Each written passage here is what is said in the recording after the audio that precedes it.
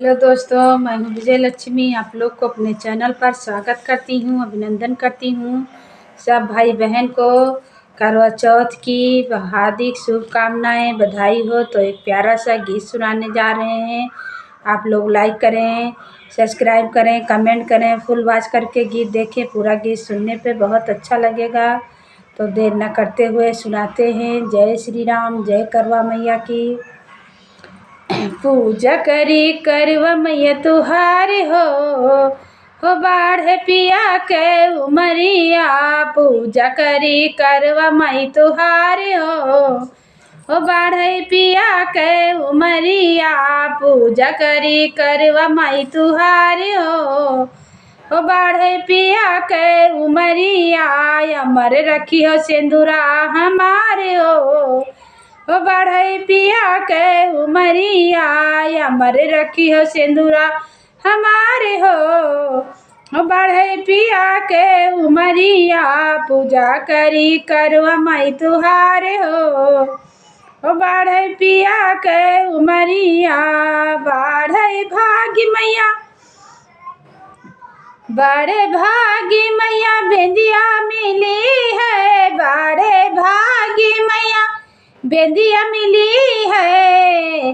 अरे सिंदूरा मिला है आशीर्वाद हो बढ़ई पिया के उमरिया। सिंदूरा मिला है आशीर्वाद हो बढ़ई पिया के उमरिया। पूजा करी करवा मई तुहारी हो बढ़ई पिया के उमरिया। बड़े भागी मैया कंगना मिला है। बड़े भागी मैया कंगना मिला है। कंगना मिला है मैया, कंगना मिला है। बड़े भागी मैया चूड़िया मिला है।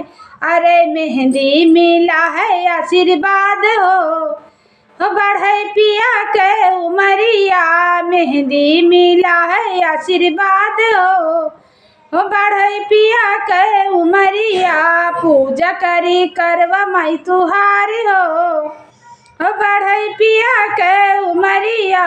पूजा करी करवा मई तुहारी हो बढ़ई पिया के उमरिया। बड़े भागी मैया बिछुआ मिला है। बड़े भागी मैया बिछुआ मिला है। बिछुआ मिला है मैया, बिछुआ मिला है।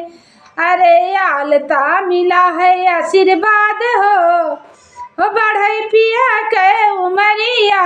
आलता मिला है आशीर्वाद हो बढ़ई पिया के उमरिया।